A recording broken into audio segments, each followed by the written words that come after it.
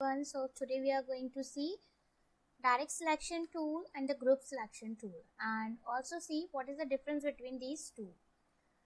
So here I am going to directly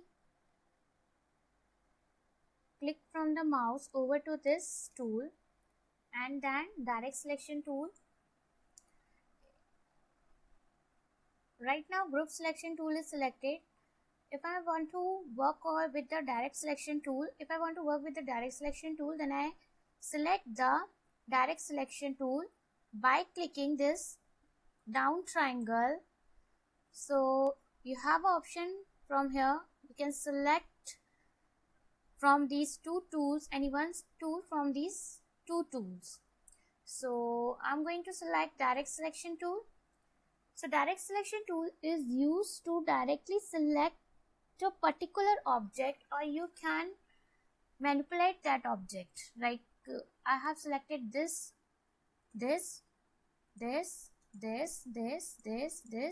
तो मैं इस कैनवास पर कोई भी ऑब्जेक्ट को डायरेक्टली सिलेक्ट कर सकती हूँ और इस ऑब्जेक्ट को मैनिपुलेट भी कर सकती हूँ।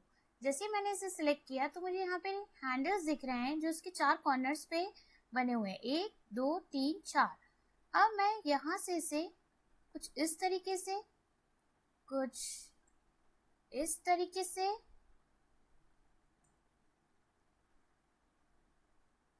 कुछ इस तरीके से,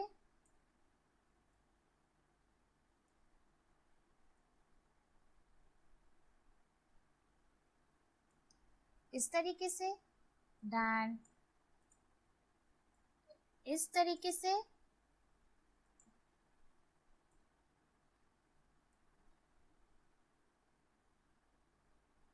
हम सिलेक्ट कर सकते हैं और उसको मैनिपुलेट कर सकते हैं उस ऑब्जेक्ट को। अगर मैंने चाहा कि अगर मैं चाहती हूँ कि मैं इस ऑब्जेक्ट को सिलेक्ट कर लूँ एंड देन मैं इसे मैनिपुलेट करूँ, तो मैं कैसे करूँगी? यहाँ पे डबल क्लिक करके उस एंकर पॉइंट को सिलेक्ट करके कुछ इस तरीके से मैनिपुलेट कर सकते हैं।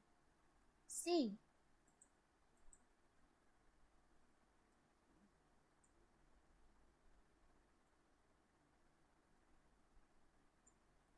कुछ इस तरीके से।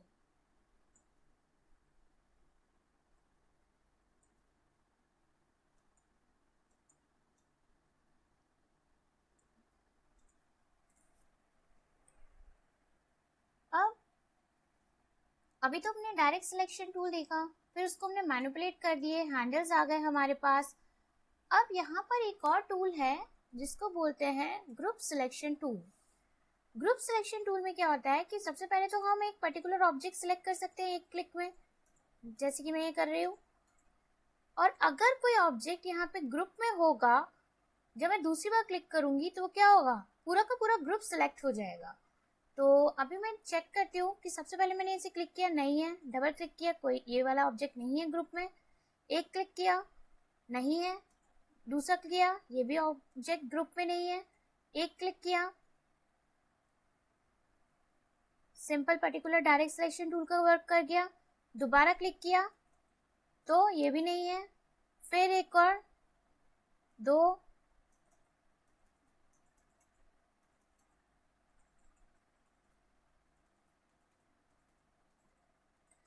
तो अभी इनमें से एक भी नहीं है। अब मैं क्या करूंगी कि मैंने यहां से सिलेक्ट करके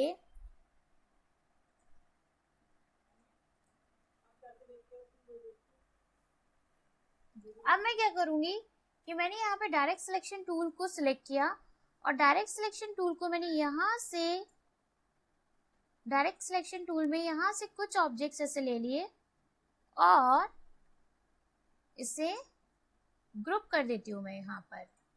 और अब मैं जब डायरेक्ट सिलेक्शन टूल की मदद से यहाँ पे क्लिक करूंगी, यहाँ क्लिक किया, अभी पर्टिकुलर ऑब्जेक्ट सिलेक्ट हो रहे हैं। डायरेक्ट सिलेक्शन टूल से कोई इफेक्ट नहीं पड़ रहा इसका। अब मैंने क्या किया, मैंने ग्रुप सिलेक्शन टूल सिलेक्ट किया। अब एक बार किया, नहीं। दूसरी बार किया तो देखो सारे सिलेक्ट हो गए जितने भी ग्रुप सिलेक्शन टूल में थे। अब मैंने यहाँ पे क्लिक किया और दूसरी बार किया तो ये नहीं हुआ, क्योंकि मैंने ग्रुप बनाया था सिर्फ इन वालों का। अगर मैंने यहाँ पे क्लिक किया नहीं हुआ, एक क्लिक करेंगे तो पर्टिकुलर ऑब्जेक्ट सेलेक्ट करेंगे लाइक डायरेक्ट सिलेक्शन टूल की तरह, दूसरी तरह करेंगे तो वो क्या हो जाएगा, ग्रुप सिलेक्शन टूल देखेंगे कि नहीं है। फिर हमने एक बार किया, एक बार में तो डायरेक्ट सिलेक्शन, दूसरी बार में किया तो सारे के सारे जो ग्रुप में थे वो पूरे के पूरे सिलेक्ट हो गए। फिर हम इनको मैनिपुलेट कर सकते हैं एक बार में, तो शेप चेंजर कह सकते हैं, हम शेप चेंज कर सकते हैं कुछ इस तरीके से, कुछ इस तरीके से यहाँ पर।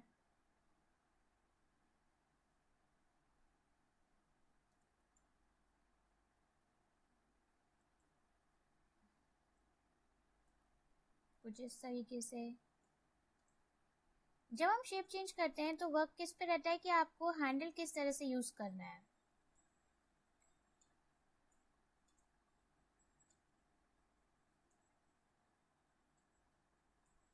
कुछ इस तरीके से, कुछ इस तरीके से,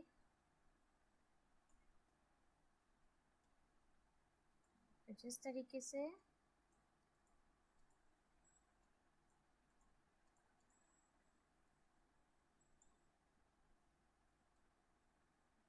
सी तो हम इस तरीके से डायरेक्ट सिलेक्शन का और ग्रुप सिलेक्शन का यूज करते हैं। डायरेक्ट सिलेक्शन में आप किसी भी, आपके पास मल्टीपल ऑब्जेक्ट्स हैं कैनवास पे, तो आप क्या करोगे कि आप जल्दी से उसे सिलेक्ट कर लोगे, एक पर्टिकुलर ऑब्जेक्ट को, उसको मैनिपुलेट कर सकते हो। और डायरेक्ट ग्रुप सिलेक्शन टूल में हम क्या करते हैं कि ग्रुप सिलेक्शन टूल में पहली बार करेंगे तो वो डायरेक्ट सिलेक्शन टूल का वर्क करता है। जब हम दूसरी बार क्लिक करेंगे तो जितने भी ऑब्जेक्ट्स हमने ग्रुप में लिए हुए होते हैं तो वो सारे के सारे सिलेक्ट हो जाते हैं। कई बार क्या होता है कि हमें EI की फाइल डाउनलोड करनी पड़ती है, तो वहाँ पे क्या होता है, तरह तरह के माउथ होते हैं, तरह तरह के फेसेस होते हैं, हैंड्स होते हैं, तो वो एक एडोब इलस्ट्रेटर फाइल में आती है जो कि वेक्टर इमेजेस होती हैं। हम उनको, वो ग्रुप में किया होता है तो ग्रुप में रहते हैं, तो पहले हम अगर डायरेक्ट सिलेक्शन का यूज करेंगे तो हम पर्टिकुलर नोज को सिलेक्ट कर पाएंगे। अगर ग्रुप में होगा तो क्या करेंगे, एक बार सिलेक्ट किया, दो बार सिलेक्ट करेंगे तो सारे के सारे ऑब्जेक्ट्स हम सेपरेट कर पाएंगे, आइसोलेट कर पाएंगे। So today we are going to see Magic Wand tool. Magic Wand tool को सिलेक्ट करने के लिए शॉर्टकट की होती है Y, और you can directly click over it to select the Magic Wand tool with the help of the mouse. So Magic Wand tool जो use होता है वो एक मैजिकली यूज होता है। दैट मीन्स अभी क्या है कि डायरेक्ट सिलेक्शन टूल के थ्रू मुझे एक एक को सिलेक्ट करके फिर कलर चेंज करने पड़ते हैं, और मेरे पास सेम कलर के मल्टीपल ऑब्जेक्ट्स हैं अगर, तो भी मुझे, अगर डायरेक्ट सिलेक्शन टूल से मैं करती हूँ सिलेक्ट कर करके, तो मुझे एक ही ऑब्जेक्ट को कलर चेंज कर पाऊंगी। अगर मेरे कैनवास पे बहुत सारे ऑब्जेक्ट्स हैं, उनमें से कुछ ऑब्जेक्ट्स का कलर अगर सेम सेम है तो मैं क्या करूंगी, और मुझे रिक्वेस्ट है कि आपको सारे के सारे कलर्स का चेंज करना है with the help of the magic wand tool, कि आप एक जो कलर्स जो दिख रहा है रेड कलर का उसको आप चेंज करो। तो कैसे किया जाएगा, तो वो चेंज करने के लिए हम क्या करेंगे, वो चेंज करने के लिए हम मैजिक वैंड टूल का यूज करेंगे। अगर आपके पास सेम कैनवास पर मल्टीपल और डिफरेंट टाइप्स ऑफ ऑब्जेक्ट्स हैं विद सेम कलर के साथ, और उन सेम कलर्स के ऑब्जेक्ट्स को आपको चेंज करना है एक कलर से, तो आप कैसे चेंज करेंगे, पहले वो डिटेक्ट कर लेगा कि कौन कौन से कलर आपका सेम कलर है, तो वो सेम कलर जैसे ही डिटेक्ट करेगा वैसे ही क्या होगा, वैसे ही सेम कलर को डिटेक्ट करने के बाद यहाँ क्या करेंगे कि मैंने सिलेक्ट किया, जैसे मैंने ये रेड वाला कलर है तो इससे सारे सिलेक्ट हो गए जो भी रेड कलर में थे। मैंने ग्रीन सिलेक्ट किया तो ग्रीन से, स्लाइट ग्रीन से मिलते जुलता सारा का सारा सिलेक्ट हो गया। फिर मैंने ब्लू, तो ब्लू सिलेक्ट हो गए। मतलब कि यहाँ पे हमारे पास, अगर मैंने ये वाला कलर सिलेक्ट किया तो ये भी दोनों सिलेक्ट हो गए, रेड सिलेक्ट हो गए, ग्रीन सिलेक्ट हो गए, ब्लू सिलेक्ट हो गए। अब हमें कहा गया कि आप ब्लू वाले कलर को चेंज कर दीजिए, ब्लू वाले कलर से इसे एक अच्छा कलर दे दीजिए, जितने भी इस कैनवास पे जितने भी ऑब्जेक्ट हैं ब्लू कलर के उसको चेंज कर दीजिए। तो हमने क्या किया, हम कलर पिकर पे गए, यहाँ से हमने येलो कलर सिलेक्ट कर लिया, येलो कलर सिलेक्ट कर लिया एंड देन ओके किया। तो ये कलर चेंज हो गया, ब्लू कलर येलो कलर में चेंज हो गया। अब जैसे कि ये ग्रीन कलर है, हमसे कहा कि इस ग्रीन कलर को आप पिंक कलर में चेंज कर दीजिए। तो सिलेक्ट करके ग्रीन कलर को पिंक कलर में हमने पर्पल कलर में चेंज कर देते हैं। पिंक कलर ले लेते हैं हम, पिंक कलर में।